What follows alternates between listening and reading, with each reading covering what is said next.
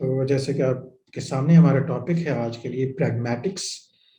तो क्या है प्रैग्मैटिक्स, हम इसमें समझते हैं और इसके अंदर जो डिफरेंट कॉन्सेप्ट्स हैं, स्पेशली जो हमारे एग्जाम के हवाले से बहुत इंपॉर्टेंट हो सकते हैं। ये प्रैग्मैटिक्स के चैप्टर में से जो बहुत इंपॉर्टेंट चीज़ें आ सकती हैं हमने यहाँ पे ले आए हूँ मैं उसको स्लाइड्स के अंदर। और ये है कि इनको जानने के बाद हम प्रैग्मैटिक्स की स्पिरिट को भी समझ जाएंगे कि आखिर ये सब्जेक्ट है क्या। अमूमन प्रैग्मैटिक्स एंड डिस्कोर्स एनालिसिस समटाइम इकट्ठा भी पढ़ा जाता है लेकिन हम इसको सेपरेट ही पढ़ेंगे क्योंकि बर्डनाइज हो जाएगा डाटा जो है। जिसमें पहला पॉइंट है ना, उसको हम कहते हैं इनविजिबल मीनिंग। सो प्रैग्मैटिक्स क्या है, अगर ऐसे रफली हम एक डिफाइन करें, जॉर्ज यूल की बुक में से डाटा लिया गया आज के लेक्चर के लिए, तो आप वो डिटेल से भी पढ़ सकते हैं बाद में समझने के बाद, या फिर इन स्लाइड पर भी आप डिपेंड कर सकते हैं, लॉट मोर है इसके अंदर। So pragmatics is the study of the invisible meaning, यानी ये वो मीनिंग है जो वर्ड के अंदर मौजूद नहीं है। Semantic Aldous the study of the meaning है, लेकिन वो वर्ड के डिक्शनरी मीनिंग है। वो वर्ड के अंदर जो बात है वो उसी के है, लेकिन अगर तो कोई ऐसा मीनिंग राइटर और स्पीकर हमेशा वो वर्ड यूज नहीं करता वही कहने के लिए जो उसके एग्रीड अपॉन मीनिंग होते हैं या सोशली या साइन मीनिंग है, जो वर्ड उस साइन को दिए गए हैं, लेकिन हम उस साइन और स्ट्रक्चर से हटकर भी समटाइम मीनिंग प्रोड्यूस करते हैं और इंटरप्रेट करते हैं। उसमें मैसेज जो है वो भेजने वाला भी और मैसेज वसूल करने वाला भी, सेंडर और रिसीवर, या स्पीकर और लिसनर, या राइटर और रीडर। सो वो जो इनविजिबल मीनिंग है, और how we recognise what is meant when even when it is not actually said और रिटन। ठीक है, कई दफा होता है कि हम वो बात लिखी नहीं होती जो हमने समझ ली होती है, और या वो बात हमें कही नहीं गई होती, कहने वाले के जुमले को अगर लिटरली समझे तो उसके मतलब और होते हैं, लेकिन हम उसको समझ जाते हैं, उसके इनविजिबल ना नजर आने वाला एक मतलब हमारे तक पहुंच आता है, और उस ना नजर आने वाले मतलब की स्टडी जो है वो वही प्रैग्मैटिक्स है। प्रैग्मैटिक्स उस मीनिंग को डील करती है जो इनविजिबल है। In order for that to happen, speakers or writer must be able to depend on a lot of shared assumption and expectation when they try to communicate. So communication के process में बहुत सी बातें हैं जिनमें हम समझते हैं कि अगला बंदा ये बात जानता है या वो इसको ऐसे मीनिंग ले सकता है। तो बहुत ज्यादा जो है बातें वो एक दूसरे के साथ कम्युनिकेशन करते हुए हमारी बात को डिफाइन नहीं कर रहे होते, बल्कि बहुत सा डाटा ऐसा होता है, तभी वो मीनिंगफुल कम्युनिकेशन बन पाती है जब स्पीकर और लिसनर और राइटर और रीडर या सेंडर और रिसीवर के दरमियान शेयर्ड नॉलेज और एक्सपेक्टेशन होती है। तो इस बात को आगे और चल के और क्लैरिटी आपको आ जाएगी। सो कंटेक्स्ट जो है, जब प्रैग्मैटिक्स स्टडी जब इनविजिबल मीनिंग को समझेंगे तो उसको कैसे समझेंगे, यकीनन उसके पीछे कॉन्टेक्स्ट इन्वॉल्व होता है।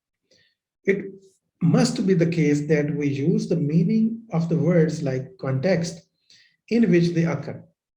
Okay? And some pre-existing knowledge of what would be likely message or as we work towards a reasonable interpretation. As a listener हम बात करें, listener उसको interpret करता है जो मैसेज फॉर्म हुआ है, तो यकीनन वो कॉन्टेक्स्ट को देखता है और उस कॉन्टेक्स्ट के अंदर रहकर उसे पता चलता है कि बात क्या हो रही है, बात क्या कम्युनिकेट करने की कोशिश की गई है। And what the producer of the sign intended to convey, कि जिसने वो वर्ड्स सुनाए बोले हैं, वो साइंस है, ग्रुप ऑफ साइंस है सारा, तो उसकी क्या इंटरप्रिटेशन होगी, ये ज्यादा जब हम इनविजिबल मीनिंग की बात करेंगे, जो उसे कहना चाहा है उसने कहा नहीं, लेकिन उसका जो मतलब है कहने का, उस तक पहुंचने के लिए इंपॉर्टेंट एलिमेंट है वो है context. Our interpretation of the meaning of the sign is not based solely on the words, but on what we think the writer intended to communicate. ठीक है, तो राइटर के जो इंटेंडेड मीनिंग है उसकी स्टडी, जो इनविजिबल मीनिंग है उसकी स्टडी, और वो मीनिंग जो कॉन्टेक्स्ट की वजह से हम तक पहुंचते हैं उसको हम कहते हैं प्रैग्मैटिक्स। तो इसमें कॉन्टेक्स्ट जो है वो बहुत वाइटल है, और कॉन्टेक्स्ट हमारे पास दो किस्म का आता है, अगर रफली इसको डिफाइन करें तो एक को हम कहते हैं physical context, which can be the location out there where we encounter words in the phrases. ठीक है, जहां पे वर्ड्स और फ्रेजेस का तबादला हो रहा है जिन लोगों के दरमियान, तो उसकी फिजिकल लोकेशन क्या है, उस पर भी आप डिपेंड करें। तो कॉन्टेक्स्ट एक फिजिकल कॉन्टेक्स्ट, शायद कॉन्टेक्स्ट का मतलब हमारे जहन में फिजिकली आ रहा होता है, लेकिन इसका दूसरा कॉन्टेक्स्ट भी है, वो है लिंग्विस्टिक कॉन्टेक्स्ट। अब फिजिकल में the word bank on the wall of a building is understood as a financial institution. ठीक है, तो बैंक जैसे हम शायद हमने अभी सिमेंटिक्स वाला चैप्टर नहीं पढ़ा, तो डिफरेंट जो होमोनिम्स हैं वो हमारे लिए, या होमोफोन्स जो हमारे लिए प्रॉब्लम क्रिएट करते हैं। तो वर्ड बैंक हमें कैसे पता चलेगा कि कौन से बैंक की बात हो रही है? तो जब एक बिल्डिंग के को देखते हैं और उसके ऊपर बैंक लिखा है, तो क्लियरली अंडरस्टैंड कर जाते हैं कि इसका मतलब है कि ये एक फाइनेंशियल इंस्टीट्यूशन की बात हो रही है। या पढ़ने वाला फौरन कैसे अज्यूम कर लेता है, ये सारा कुछ वो फिजिकल कॉन्टेक्स्ट से करता है, उस लोकेशन से करता है। दूसरा जो कॉन्टेक्स्ट है, जिसे हम कहते हैं लिंग्विस्टिक कॉन्टेक्स्ट, पर इसका दूसरा नाम भी है कोड टेक्स्ट। ठीक है, the code text of the word is set of other word used in the same phrase of the sentence. एक ही सेंटेंस के दाएं बाएं जो अल्फाज हैं, या एक ही जो एड्रेंस है उसके साथ जो वर्ड्स होते हैं, वो भी हमें मीनिंग तक पहुंचाने में मदद करते हैं। क्योंकि एक वर्ड जो आप अदा करते हैं, और हम अक्सर देखते हैं कि उसके मीनिंग को समझने के लिए हम उसके कॉन्टेक्स्ट में जाते हैं। तो कॉन्टेक्स्ट हमारे पास लफ्जों का कॉन्टेक्स्ट भी होता है और फिजिकल कॉन्टेक्स्ट भी होता है। In the word bank is used with other words like steep और ओवरग्रोन। तो जब ये वर्ड साथ आएंगे बैंक के साथ, तो हमारा ध्यान जो है वो बिल्डिंग वाले बैंक की तरफ नहीं जाएगा, बल्कि जो रिवर बैंक की तरफ हमारा जाए। We have no problem deciding which type of the bank is meant. क्यों प्रॉब्लम नहीं हुआ? Because of the context. जो अदर वर्ड्स उसके राउंड अबाउट यूज हो रहे हैं, वो हमें इंडिकेट करते हैं, यानी लिसनर को या रीडर को वो इन उन मीनिंग तक पहुंच आता है कि ये क्या, कौन सा बैंक इससे मुराद है। और when someone says that she has to get to the bank to withdraw some cash, जब बंदा कहता है ना I am going to bank to withdraw some cash, ठीक है, तो कैश और एक बिल्डिंग की तरफ उसने जाना है, वहां से पैसे लेने हैं, तो इसका मतलब क्या है कि वो कौन से बैंक में जाएगा? पैसे कौन से बैंक से मिलते हैं? दरिया के किनारे वाला जो बैंक है वहां से तो नहीं मिलेंगे। So the code text tells us which type the bank is intended. तो इंटेंडेड जो मीनिंग है, जो स्पीकर के जो राइटर के हैं, उसको हम प्रैग्मेटिक्स कहते हैं, उसकी स्टडी। तो हमने देखा कि वो डिपेंड करता है, वो इनविजिबल मीनिंग, ये intended meaning of the author और the speaker or the writer और द सेंडर, वो डिपेंड कर रहे हैं कॉन्टेक्स्ट पे। और कॉन्टेक्स्ट हमने कहा कि ये दो किस्म के होते हैं। एक फिजिकल कॉन्टेक्स्ट, वहां से हम अंदाजा लगाते हैं इन जो इंटरप्रिटेशन है, जो रीडर के पास है, जो लिसनर के पास है, वो कैसे बात को समझता है कि क्या कहा जा रहा है, तो वो लोकेशन से और फिर कोड टेक्स्ट से। इसे हम लिंग्विस्टिक कॉन्टेक्स्ट कहते हैं, जो लैंग्वेज का कॉन्टेक्स्ट है, उससे भी उसे आइडिया हो जाता है कि ये किसकी बात हो रही है। सो एक और कॉन्सेप्ट इसके अंदर यूज होता है, विच इज कॉल्ड डेक्सिस। इसको समझते हैं कि ये क्या है। These are some very common words in our language that can be interpreted at all if we don't know the context. काफी सारे ऐसे लफ्ज है, we can't interpret them जब तक हमें context का ना पता। ठीक है, तो these are words such as here, there, this, that, now, yesterday, today, tomorrow, या प्रोनाउन आप देख लें यू, मी। अभी यू जो है वो आप हैं जिसको भी आवाज आ रही है, और मी का मतलब है क्योंकि आप मुझे जानते हैं। ये सारे कॉन्टेक्स्ट में इसको इंटरप्रेट कर रहे हैं। लेकिन अगर किसी को नहीं पता, तो यू एंड मी कोई पता नहीं कौन लोग हैं, हिम, इट, देम, तो ये बिल्कुल हमें आइडिया नहीं होता ऐसे अल्फाज का। ये सारे जो मैंने आपके सामने पढ़े हैं, जब तक कॉन्टेक्स्ट क्लियर ना हो। पहले तो ये समझते हैं कि ये वर्ड क्या है और डेक्सिस का क्या मतलब है यहाँ। Some sentences of English are virtually impossible to understand if we don't know who is speaking, about whom, where and when. जब तक हमें पता ना हो कब, क्या, कौन कह रहा है, किससे कह रहा है, बात समझ में नहीं आ सकती है। For example, what is meaning of you will have to bring it back tomorrow because she is not here today. अब कोई इसकी इंटरप्रिटेशन नहीं हो सकती कि कौन किससे बात कर रहा है, या अगर आपको ये पता हो कि कौन है और किससे बात कर रहा है, किस कॉन्टेक्स्ट में है, तो ये सारे जो वर्ड्स में यूज हुए हैं, ऐसे वर्ड जो हमें जिसके मीनिंग कॉन्टेक्स्ट के बगैर क्लियर नहीं हो सकते, जिनको हम डेक्सिस कहेंगे। तो expression such as tomorrow, here are technically known as deictic. ठीक है, डेक्टिक जो है एक्सप्रेशन को कहते हैं, फ्रॉम ग्रीक वर्ड डेक्सिस से लिया गया है, which means pointing via language. So ये डेक्टिक वर्ड जो है यानी जो इशारा करते हैं सिर्फ, हेयर देयर है, जैसे हमने कहा नाउ देन यस्टरडे टुमारो, जब तक कॉन्टेक्स्ट क्लियर ना हो तो हम इन वर्ड्स को समझ नहीं सकते, और इनको डेक्टिक एक्सप्रेशंस कहा जाता है। इनकी कुछ टाइप है, मतलब इनको हम क्लासिफाई कर सकते हैं दो तीन ग्रुप्स के अंदर। For example we use deixis to point to the people, us them those, ठीक है, and places here there, and time now last week. तो इस तरह हमारे पास तीन किस्म के आ जाते हैं। वो जो टाइम की तरफ इशारा करें, टेम्पोरल डेक्सेस, स्पेशल डेक्सेस और पर्सनल डेक्सेस। स्पेशल जो प्लेस की तरफ इशारा करें, और पर्सनल डेक्सेस जो पर्सन की तरफ इशारा करें, जैसे अस देम वगैरह है, दोस्त। तो हम इसको तीन हिस्सों में डिवाइड कर सकते हैं। डेक्सिस डेक्टिक एक्सप्रेशन का इमोशन और मूवमेंट के साथ का ताल्लुक है।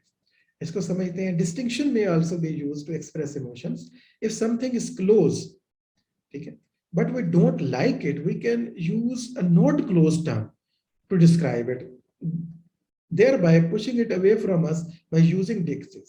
डेक्सिस को यूज करके, ये डेक्टिक एक्सप्रेशन को यूज करके समटाइम हम एक डिस्टेंस में शो करते हैं, और जहां पे हमारी लाइकिंग ना हो, हमारा इमोशनल अटैचमेंट ना हो।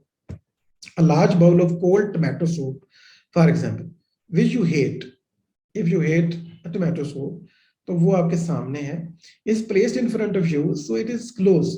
देखा जाए तो वो जो स्पेशल डिस्टेंस है वो कम है, स्पेशल मतलब स्पेस का जो डिस्टेंस है वो वेरी क्लोज है। उसके लिए आपको दिस वर्ड यूज करना चाहिए, दिस बॉल। लेकिन but you find yourself saying I can't eat that, ठीक है। जब इस तरह के, अब आपने डेक्टिक एक्सप्रेशन यूज करके एक डिस्टेंस शो किया है, डिसलाइकिंग शो की है, तो ये डिसलाइकिंग के लिए इमोशनल अंडरस्टैंडिंग भी हमें मिलती है राइटर की या स्पीकर की या सेंडर की, जब वो ऐसे एक्सप्रेशन यूज करेगा जो फासले को शो करें जबकि चीज करीब हो। We can also indicate whether movement is away from the speaker go or towards the speaker come, ठीक है। तो हमें डेक्टिक एक्सप्रेशन किसी चीज की मूवमेंट के बारे में भी बताती है। इमोशन के बारे में तो वो इंटेंडिंग मीनिंग जो है वो क्लियर करते हैं राइटर या स्पीकर के, बट ये मूवमेंट के बारे में भी हमें बताते हैं। फॉर एग्जांपल देखिए, just think about the difference between telling someone to go to bed versus come to bed, ठीक है। गो टू बेड और कम टू बेड, हमें पता चल जाता है कि स्पीकर जो कह रहा है उससे चीज दूर की तरफ जाएगी कि उसके करीब की तरफ आएगी। Deixis can even be entertaining, जो ने एक एग्जांपल यहाँ पे दी है। The bar owner who puts up a big sign that reads free beer tomorrow, के बार ओनर हैं जो वेस्ट में जैसे कि बेयर बिकती है, तो वो बाहर एक साइन कई दफा लगाते हैं, free beer tomorrow, to get you to return to the bar, can always claim that if you are just one day too early for the feeding। तो अगर कोई आ जाता है अगले दिन या कोई आता है तो उसके जहन में यही आता है कि टुमारो जो है वो फ्री होगी, और टुमारो कभी आता तो नहीं है, आपको पता है हर दिन जो है टुडे बन जाता है। तो वो टुमारो टुडे, क्योंकि उसने कोई फिक्स डेट नहीं दी हुई कि उस दिन फ्री होगी। तो टुमारो एक ऐसा एक्सप्रेशन है जो जो है वो बाउंड नहीं है, वो तो एक कोई भी दिन हो सकता है जो टुमारो हो, आज से अगला दिन जो है टुमारो है।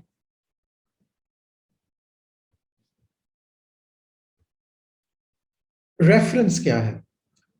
प्रैग्मेटिक्स के अंदर एक रेफरेंस इस्तेमाल होगा। We have to define reference. अच्छा, ये सारे जो हम कॉन्सेप्ट डिस्कस कर रहे हैं ये सारे इंटर रिलेटेड है, थोड़ी देर में आपको आइडिया हो जाएगा कि किस तरह कॉन्टेक्स्ट का ताल्लुक जब डेक्टिक एक्सप्रेशन के साथ है वो उसके बगैर समझ नहीं आ सकते, और कॉन्टेक्स्ट के बगैर जो है वो प्राइमरी प्रैग्मेटिक मीनिंग ही समझ में नहीं आ सकते। तो रेफरेंस भी इसी तरह इनसे रिलेटेड है।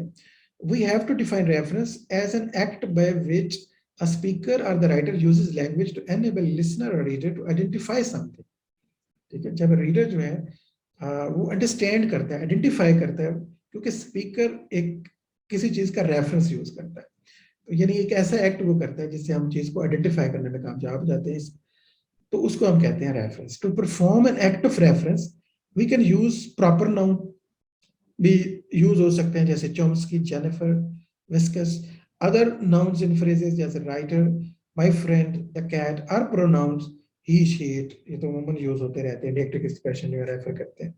The words Jennifer and the friend and she can be used to refer to the many entities in the world.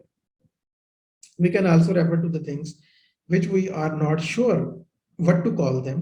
We can use expressions such as blue thing, मतलब राउंड अबाउट जब हमें नहीं पता उसका clear name, उसको refer करते हैं, तो या सिमिलैरिटी शो करके रेफर करते हैं. We can even invent names. For instance there was a man who always drove his motorcycle fast. George ने लिखा है कि बंदा जो है वो मोहल्ले में रहता था और बड़ा तेज मोटरसाइकिल लेके चलाता था गली में शोर करते हुए. तो कावासाकी मोटरसाइकिल था उसके पास, कंपनी का. Fast and loud through my neighbourhood and was locally referred to. सब लोग उसे कहते थे मिस्टर कावासाकी. ठीक है. और जैसे ही को कहता था मिस्टर कावासाकी तो इशारा उस तरफ होता था, यानी रेफरेंस होता था उस शख्स की तरफ जो तेज मोटरसाइकिल कावासाकी गली में चलाता है. ठीक है. तो कंपनी का नाम या वो नाउन को हमने यूज किया to refer an act or a person. In this case brand name for the motorcycle is being used to refer to a person. ठीक है. इस तरह हम जो है वो प्रोनाउन को यूज करते हैं, नाउन को यूज करते हैं और डिफरेंट वर्ड यूज कर सकते हैं किसी भी ऑब्जेक्ट को रेफर करने के लिए. अब इन्फ्रेंस क्या है? ठीक है. Inference as in the mister Kawasaki example जो भी हमने डिस्कस की है, successful act of reference depends more on the listener readers ability to recognise.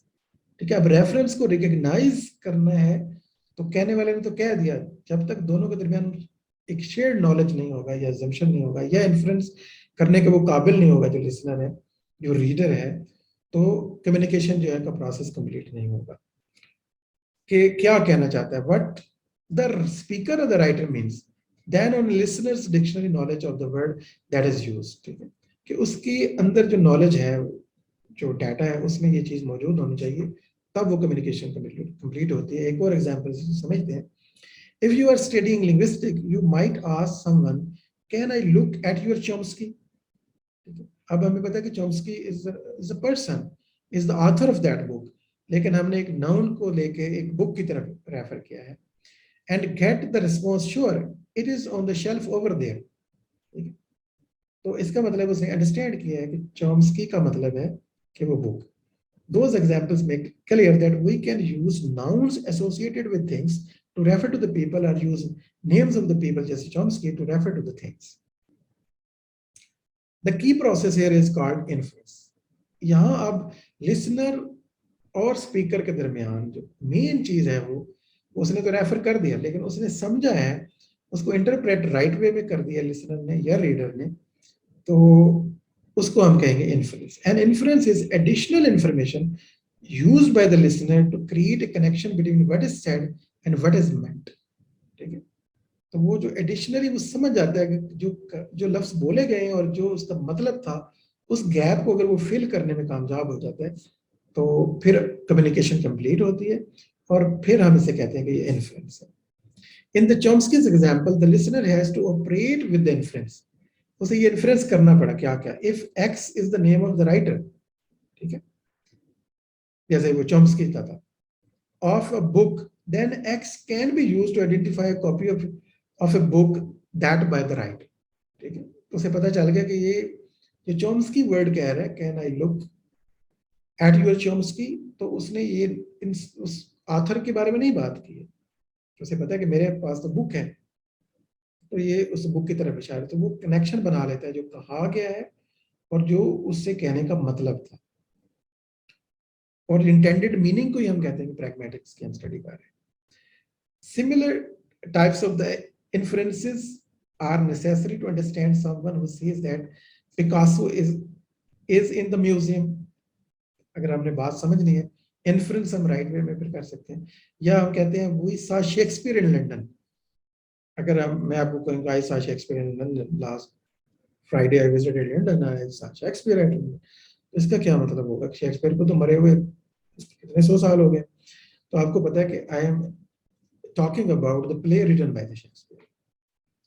So Mozart was playing with musician थे इन द बैकग्राउंड. तो इसका मतलब हो गया उसकी धुन जो है वो बजाई जा रही है, वो खुद तो नहीं बज रहा है यकीन है, या खुद तो वो जिंदा भी नहीं है.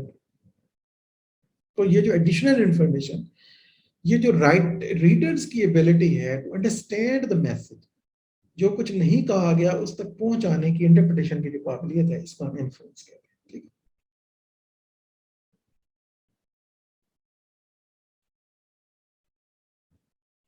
है, एक और हमारे पास कॉन्सेप्ट है जिसको हम कहते हैं जी anaphora. In this type of the referential relationship, अभी जो हमने रेफरेंस बना रहे थे, द सेकंड और subsequent referring expression is an example of the anaphora, referring back. क्योंकि जब हम कोई बात करते हैं तो हम पहले एक बंदे का नाम लेते हैं, उसके बाद उसके लिए प्रोनाउन वगैरह यूज करते हैं, डेक्टिव एक्सप्रेशंस यूज करते हैं। तो फर्स्ट टाइम जब कोई चीज मेंशन होती है, आपकी राइटिंग के अंदर मेंशन हो, या आपकी आपके ऐसे के अंदर, या आपकी स्पोकन डिस्कोर्स के अंदर, या मेरे लेक्चर के अंदर, the first mention is called antecedent. इसको टेक्निकली हम कहेंगे एंटीसीडेंट। और दोबारा जब वो मेंशन हो, there is much less common pattern called, एक और भी है कैटाफोरा भी है, लेकिन जब उसको रेफर करते हैं दोबारा प्रोनाउन यूज करके या कोई और वर्ड यूज करके, उसके लिए वो एग्जैक्ट नहीं यूज करते, तो हम कहते हैं कि ये एनाफोरा है। एंटीसीडेंट और एनाफोरा के दरमियान क्या फर्क होगा? तो फर्स्ट रेफरेंस जो है एंटीसीडेंट है, और सबसीक्वेंट जो रेफरेंसेस हैं, पहले तो पूरा नाम उसका आप लेंगे ना। और इसके एक बिल्कुल थोड़ा सा उल्टा भी कॉन्सेप्ट है, it is called cataphora, which reverses the antecedent anaphora relationship. ठीक है, पहले तो होता है ना एंटीसीडेंट, फिर एनाफोरिक एक्सप्रेशन आ जाएंगे जो बाद में रेफर करेंगे। By beginning with the pronoun it, then later revealing more specific information, this device is more common in stories। कि पहले आप उसके लिए it यूज करें और के उसके बारे में बताना शुरू करें। ठीक है, और दो चार जुमले कहने के बाद हमें पता चले इट क्या है, किसको रेफर किया जा रहा है, अभी तो हमें समझ नहीं आ रही, तो बाद में एक्सप्लोर होता है कि वो जो है कैट की बात की जा रही है, एनिमल की बात की जा रही है, किसी डिवाइस, या हो सकता है अपनी कार की वो बात कर रहा है। तो बाद में अगर वो एक्सपोज करता है, वो एंटीसीडेंट बाद में रख देता है, तो इस अमल को फिर हम कैटाफोरा कहते हैं। So anaphora is, however, the more common pattern and can be defined as subsequent reference to an already introduced entity. First introduction is antecedent, और subsequent reference जो होते हैं उसको हम कहते हैं anaphora, लेकिन अगर उल्ट कर दें तो कैटाफोरा।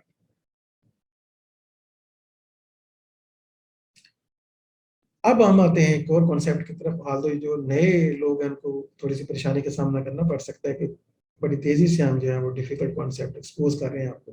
प्रीसपोजिशन, लेकिन बार बार पढ़ने से समझने से चीजें क्लियर हो जाएंगी। प्रीसपोजिशन क्या है? When we use a referring expression like this, he Jennifer, we usually assume that our listeners can recognise which referent is intended. ठीक है, in a more general way, we design our linguistic message on the basis of a large-scale assumption about what our listeners already know। ठीक है, हम कई दफा एक message design इस तरह से करते हैं कि हमारे जहन में होता है कि ये जानता है हमारा लिसनर।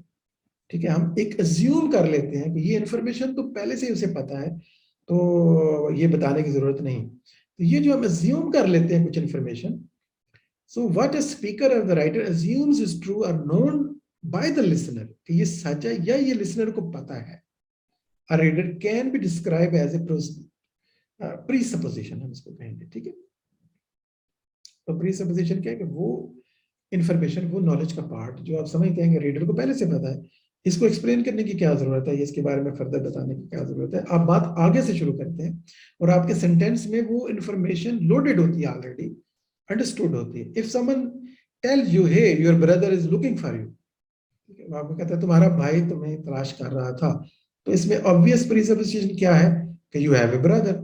उसे पता है कि तुम्हारा एक भाई है और दोनों के दरमियान एक शेयर्ड इंफॉर्मेशन है, या उसे ये बताने की जरूरत नहीं है कि तुम्हारा चूंकि एक भाई है इसलिए वो तुम्हें ढूंढ रहा था, बल्कि हम कहते हैं कि तुम्हारा भाई ढूंढ रहा था। इसका मतलब है कि लिसनर पे ये अंडरस्टूड था कि उसे इस बात, या ये रियलिटी है कि उसका एक भाई है, तो उसके सेंटेंस के अंदर ये इंफॉर्मेशन पहले से मौजूद है। If you ask the question when did you stop smoking, अगर कोई सवाल करता है, खासतौर पे ये जो प्री सपोजिशन वाली इन्फ्लुएंसेस और रेफरेंस होते हैं, ये काफी जो है वो लॉयर्स यूज करते हैं, आपने देखा होगा कि मुबाइसा करते हैं, वो क्रॉस एग्जामिनेशन करते हैं इसमें खास तौर पे। तो वैसे सेंटेंसेस यूज करते हैं जिसके अंदर प्रीसपोज्ड एक फैक्ट मौजूद होता है, क्योंकि अगर वो उसका जवाब हाँ में दे दे तो क्या होगा कि वो पिछली बात भी मान रहा है जो सेंटेंस के अंदर मौजूद है।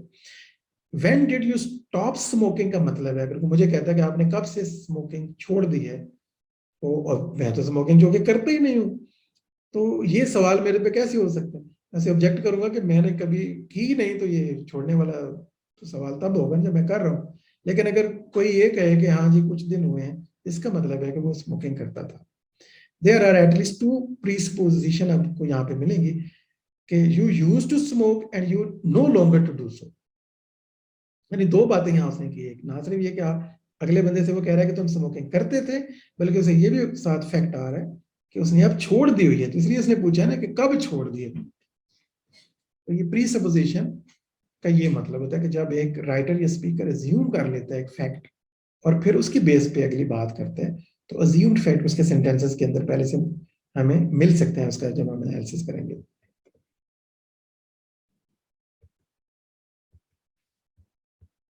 तो ये होता है जी प्री सपोजिशन।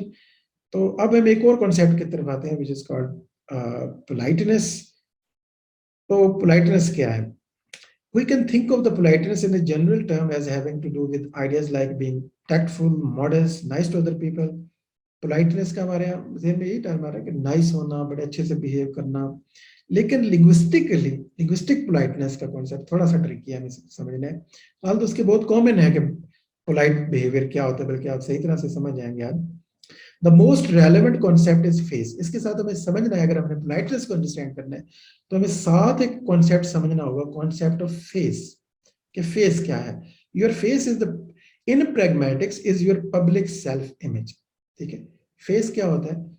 पब्लिक सेल्फ जो इमेज है। अब हर बंदे के पब्लिक सेल्फ इमेज होता है, जो अपने बारे में वो सोचता है, एक आइडियल एक सेल्फ होती है। ये एक पब्लिक सेल्फ उसने बनाई होती है, लोगों के सामने एक पर्सोना रखा होता है उसने। This is the emotional and social sense. ठीक है, इसके साथ उसके इमोशन भी जुड़े हैं और एक सोशल सिग्निफिकेंस, एक प्रेस्टीज जुड़ी है of the self that everyone has and expect everyone else to recognise. ना सिर्फ वो खुद रिकॉग्नाइज करता है इसको, बल्कि वो चाहता है कि दूसरे भी जो है इस बात को माने और एक्सेप्ट करें और रिस्पेक्ट करें। So politeness can be defined as showing awareness and consideration of another person's face. This is called politeness. Politeness का मतलब है एक पर्सन इज पोलाइट, कि मतलब वो आपके पब्लिक जो फेस है उसको रिकॉग्नाइज करता है और उसकी इज्जत करता है। ठीक है, अब ये कैसे एक्शन होगा? इसके लिए दो किस्म के एक्शन हो सकते हैं, face threatening act and face saving act. जब आपकी कम्युनिकेशन होती है दो लोगों के दरमियान, तो ये दो तरह से फेस का कॉन्सेप्ट हमारे सामने आ सकता है। If you say something for example that represent threat to another persons self image, that is called a face threatening act. एक मिसाल से समझो, if you use a direct command to get someone to do something, give me that paper, for example if someone says to you give me that paper, तो इसका क्या मतलब है? You are behaving as if you are a more social power। कि आप एक order form use कर रहे हैं कि दो मुझे ये पेपर उठा के दो, जैसे हम छोटे बच्चों को कह सकते हैं, ये एक टीचर अपने स्टूडेंट को कह सकता है। लेकिन वहां तो सोशल पावर है ना, उसके पास एक प्रेस्टीज है। लेकिन अगर नहीं है और इक्वल लोग कह रहे हैं, तो फिर if you don't actually have that social power, mean अगर आप मिलिट्री ऑफिसर नहीं है और अपने सबऑर्डिनेट क्वार्टर नहीं कर रहे, या प्रिजन वार्डर नहीं है कि आप जो प्रिजनर्स हैं उनको कोई हुक्म दें कि चलें और रुकें या बैठें या उठें या कोई चीज आपको पकड़ाएं, तो फिर then you are performing a face threatening act. इसका मतलब है कि जो उसका पब्लिक सेल्फ फेस है, सेल्फ इमेज है, जिसे फेस हम कहते हैं, उसको आप नुकसान पहुंचा रहे हैं, उसको थ्रेट कर रहे हैं। ठीक है, उसकी जो हैसियत है उसको चैलेंज कर रहे हैं, पावर रिलेशनशिप आ रहा है। इसलिए प्रैग्मेटिक्स के आगे साथ ही जुड़ा कॉन्सेप्ट होता है डिस्कोर्स एनालिसिस। ठीक है, वहां क्रिटिकल डिस्कोर्स एनालिसिस फिर उसके बाद। तो क्या है इस अमल को हम कहेंगे फेस थ्रेटनिंग एक्ट।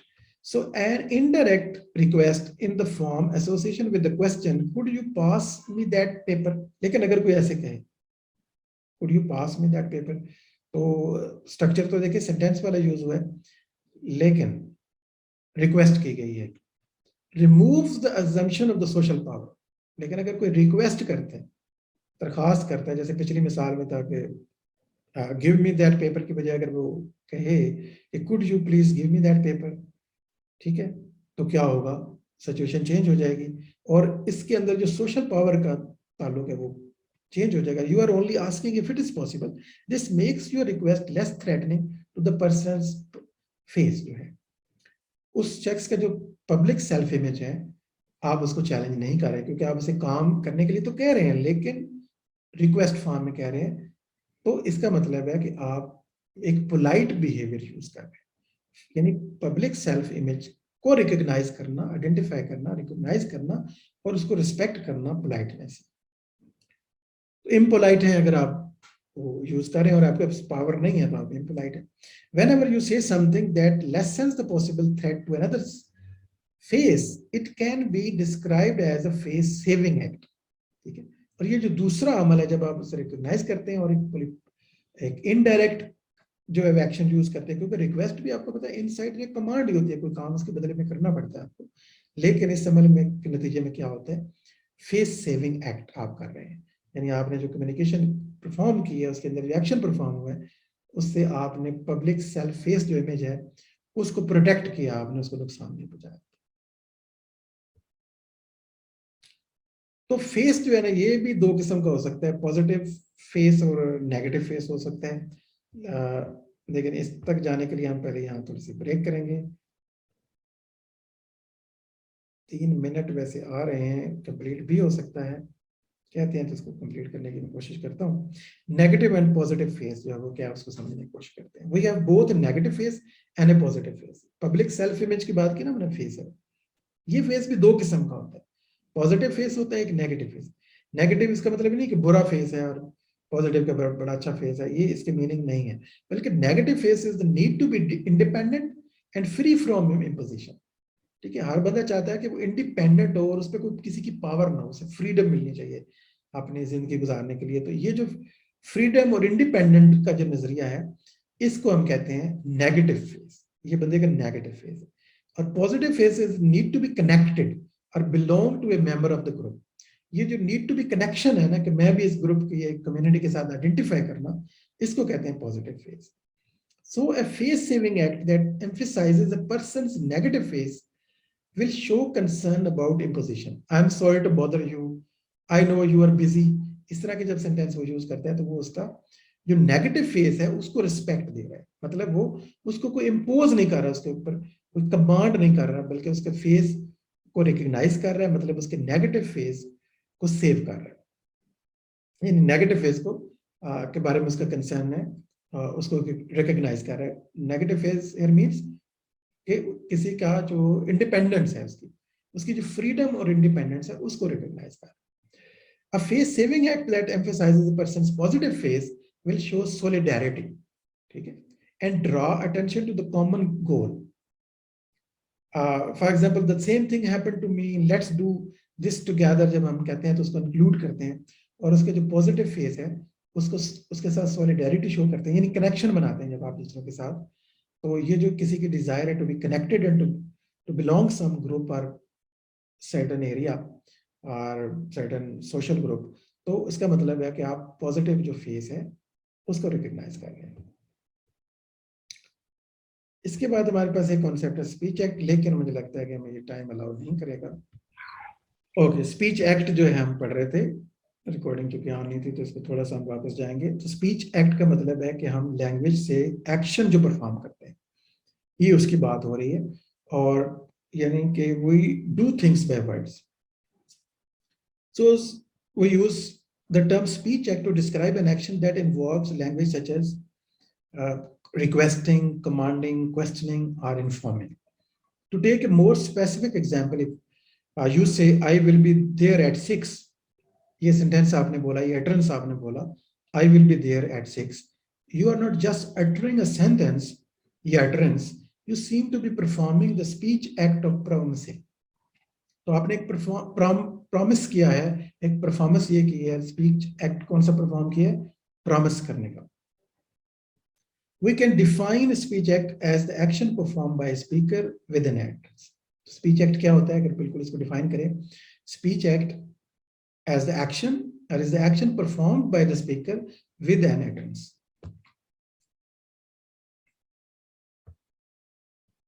तो ये डायरेक्ट और इनडायरेक्ट स्पीच एक्ट हो सकते हैं. In order to understand how utterance can be used to perform action that are both direct and indirect, we need to visualize a relationship between the structure of a utterance and the normal function of that utterance. क्योंकि जो utterance हैं, जो sentences होते हैं, उनके function भी होते हैं और उनके structure के एतबार से भी इसकी types होती हैं और function के एतबार से भी इसकी types होती हैं. जब पहले भी आपने पढ़ी होंगी यकीनन.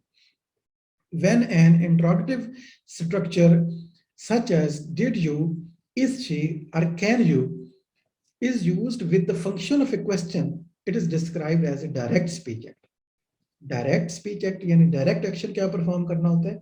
Words के जरिए से जब आप question का structure use करें सवाल करने के लिए, तो बिल्कुल आपने question का structure है इसलिए कि सवाल किया जाए उससे, तो इसका मतलब है आप direct speech act perform कर रहे हैं.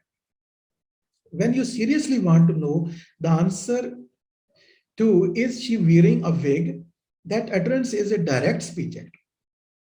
अगर सच में आपने सवाल का स्ट्रक्चर यूज किया है, क्वेश्चन मार्क लगा हुआ है और आप सच में आपको इंफॉर्मेशन चाहिए, so if we really don't know something and we ask for the information,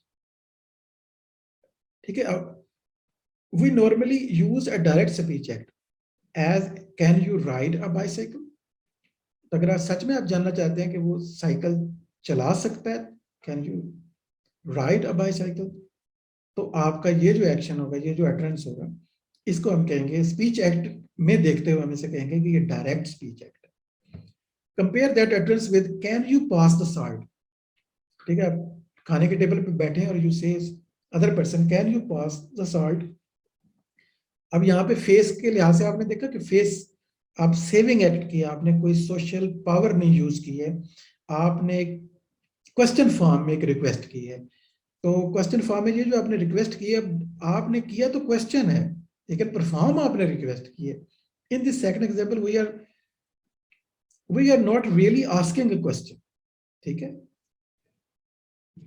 यहां पे हम क्या करें, सवाल नहीं पूछ रहे, but with some not talking about someone's ability कि can he can pass the salt और नॉट, कि उसमें ये ताकत है कि नहीं. We are using an interrogative structure to make a request. ठीक है, कर क्या रहे हैं हम, इंटेंडेड मीनिंग क्या है, यही प्रैग्मेटिज्म, इंटेंडेड मीनिंग को अंडरस्टैंड करना. जो बात करने वाला है, जो स्पीकर है, जिसने अटरेंस ये अदा किया है, स्ट्रक्चर उसने कौन सा लिया, क्वेश्चन का. उसने एबिलिटी की बात नहीं, लेकिन सुनने वाले ने क्या किया कि उसने साल्ट जो है उसको दे दिया. उसका फेस सेविंग एक्ट भी उसने साथ परफॉर्म किया, फेस पब्लिक सेल्फ इमेज का भी ख्याल रखा है उसने, और इसीलिए इनडायरेक्ट स्पीच एक्ट का ताल्लुक फेस सेविंग और फेस थ्रेटनिंग एक्ट्स के साथ है इनका. तो इस एग्जांपल को हम कहते हैं इनडायरेक्ट स्पीच एक्ट. आपने इनडायरेक्ट स्पीच एक्ट किया, यानी आपने क्वेश्चन का स्ट्रक्चर यूज करके जो है वो रिक्वेस्ट की है, तो it is called indirect speech act. तो स्पीच एक्ट भी हमारे पास दो किस्म के होते हैं. इसका ताल्लुक फिर फेस के साथ है, पब्लिक सेल्फ इमेज के साथ है, यानी इसी बात का ताल्लुक स्पीच एक्ट क्या है, डायरेक्ट स्पीच एक्ट क्या होता है, इनडायरेक्ट स्पीच एक्ट क्या होता है.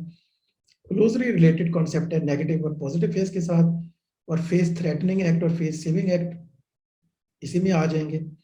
और ये आप जब आप जानते हैं, इसका ख्याल रखते हैं सोशली, तो इसको हम कहते हैं पोलाइटनेस. ठीक है, और फिर हमने उसके पीछे देखा था प्रीसपोजिशन, कि किस तरह जो है वो राइटर है वो पहले से सपोज कर लेता है कि ये बात पता है, या अपने सेंटेंस को ऐसे फॉर्म करता है जिसमें कुछ सपोज्ड अंडरस्टैंडिंग्स होती हैं.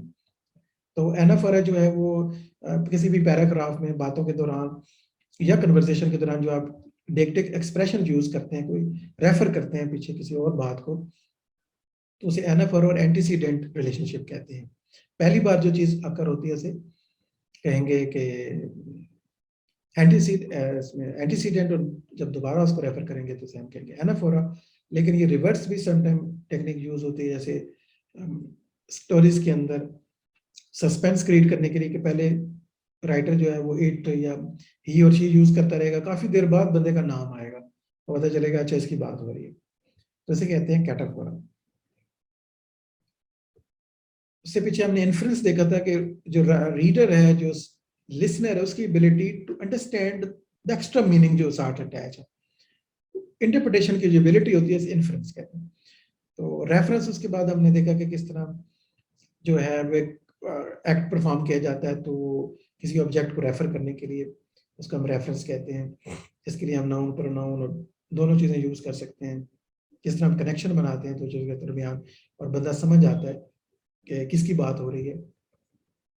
तो डिक्टिक एक्सप्रेशन क्या होते हैं, इमोशन और मूवमेंट के साथ इनका क्या ताल्लुक है, कितनी टाइप के हैं, टेम्परल, स्पेशल और पर्सनल, और ये सारा हमने काइंड्स ऑफ कॉन्टेक्स्ट हमने देखा कि फिजिकल और लिंग्विस्टिक होता है और कॉन्टेक्स्ट बगैर मीनिंग समझ नहीं सकते। और बेसिक हमने अपनी बात का आगाज़ किया था इनविजिबल मीनिंग के साथ कि प्रैग्मेटिक सिस्टम में वो इनविजिबल मीनिंग है जो सेंटेंस या अटरेंस में तो नहीं है लेकिन राइटर के ज़हन में है या स्पीकर के जो कहना चाहता है उसके जो मतलब है। इसकी स्टडी को हमने कर दी है प्रैग्मेटिक।